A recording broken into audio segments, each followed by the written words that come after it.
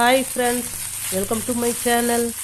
நாம் இன்றைக்கி உடம்புக்கு இந்த மழை நேரத்தில் சளிக்கு இருமலுக்கு எல்லாத்துக்கும் நன்மை தரக்கூடிய கொள்ளு ரசம் தாங்க டேஸ்டியாக சூப்பராக எப்படி செய்யுதுன்னு பார்க்க போகிறோம்.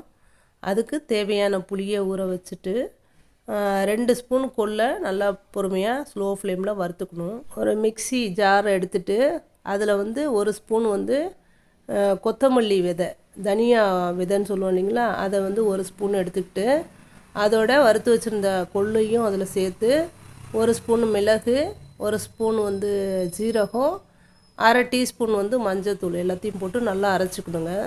இதை அரைச்சிக்கிட்டு அடுத்தது ஒரு 10-15 பூண்டு பல்லையும் அதில் சேர்த்து ஒரு ஓட்டு ஓட்டிக்கணும். ஓட்டி இந்த பவுடரை நம்ம தனியாக எடுத்து வச்சுக்கணும், ஒரு பவுலில் தனியாக எடுத்து வச்சுக்கணும். அதுக்கப்புறம் நம்ம புளி இருக்குது பார்த்திங்களா, அதை உப்பு போட்டு கரைச்சி நம்ம எடுத்து வச்சுருக்கோம். அதுலேயே நம்ம தக்காளியை பிழிஞ்சு விட்டுக்கலாம். எனக்கு அது கொஞ்சம் கெட்டியாக இருக்கிறதுனால அதையும் நான் மிக்சியில் கட் பண்ணி ஒரு ஓட்டை ஒட்டி எடுத்து அந்த புளி தண்ணியில் கலந்துக்கிறேன். அதில் ஏற்கனவே உப்பும் போட்டு கரைச்சி வச்சுட்டோம். அதோட இந்த தக்காளி விழுதையும் அதில் சேர்த்துக்கிறோம். சேர்த்துட்டு தேவையான தண்ணியை கலந்துட்டு மல்லி இலை இருக்குது பார்த்திங்களா, அதை பொடியாக கட் பண்ணி வச்சுருந்தோம், அதையும் அதில் சேர்த்துக்கிறோம். சேர்த்துட்டு தாளிக்கிறது தாங்க. இது கொஞ்சம் கூட எண்ணெய் விடணும். எண்ணெய் விட்டுட்டு 2 கட்டி பெருங்காயத்தை அதில் போட்டுக்கிறோம். அது நல்லா பொரிஞ்சதுக்கு பிறகு ஒரு 1/4 டீஸ்பூனுக்கு மேலே வெந்தயம், அதுக்கப்புறம் கொஞ்சம் கடுகும் 1/4 டீஸ்பூன் போட்டுட்டு அதுக்கப்புறம் வரமிளகாயும் பச்சை மிளகாயுமா ஒரு 3 மிளகாயை கட் பண்ணி அதில் சேர்த்துக்கிறோம்.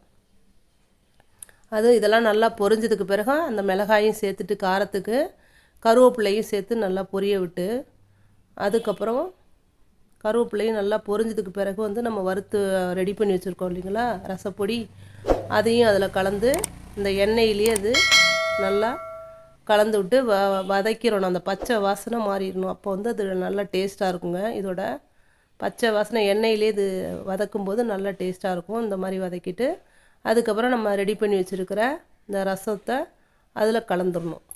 இப்படி கலந்து அது செய்யும்போது நல்லா வாசமாக இருக்கும். இந்த பச்சை ஸ்மெல் தெரியாது. பூண்டுலேருந்து எல்லாமே நல்லா எண்ணெயில் வறுத்ததால் நல்லா டேஸ்ட்டாக இருக்கும். இந்த மாதிரி செஞ்சுட்டு இதை மூடி வச்சு கொதிக்க வைக்கணும். நல்லா ஒரு கொதி வரும்போது அதை நம்ம எடுத்துடலாம். இந்த கொள்ளு ரசம் ரொம்ப டேஸ்ட்டாக இருக்குங்க. இதுக்கு காரமாக வறுத்துக்கிட்டு இல்லை துவையலோ இது இருந்தால் கூட நல்லா சாப்பிட்லாம். வெயிட் லாஸ் பண்ணணுன்னு நினைக்கிறவங்க இதை ஒரு கிளாஸ் எடுத்து குடிக்கலாங்க. அதை மாதிரி நெஞ்சு சளி, இருமல் அந்த மாதிரி இருக்கிறவங்களும் இதை ஒரு வேளைக்கு 2 வேளையாக நம்ம சாப்பிட்லாம். ரொம்ப நல்லது. நல்லா ரிலாக்ஸாக ஃபீல் பண்ணுவோம். நம்ம இருமல்லாம் கண்ட்ரோல் ஆகும். இதை செஞ்சு பாருங்கள், இது டிஃப்ரெண்ட்டாக இருக்கும். இந்த மாதிரி கொதித்தோடனே நம்ம நிறுத்திடணுங்க. இந்த மாதிரி ட்ரை பண்ணி பாருங்கள். இந்த வீடியோ பிடிச்சிருந்ததுன்னா லைக் பண்ணுங்கள், ஷேர் பண்ணுங்கள், சப்ஸ்கிரைப் பண்ணுங்கள். தேங்க்யூ.